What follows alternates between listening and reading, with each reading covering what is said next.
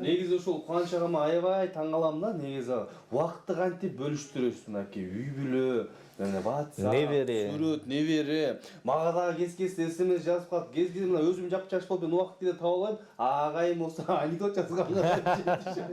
Коноктор кетелегенге жетишет дегендей. Убакытты эгер уктабасаң жетиштиресиң да мен вообще уктабайм, уктап көрө элекмин. Аны эмесе кайрадан дагы бир чыгармага берели. Келиңиз эжеке.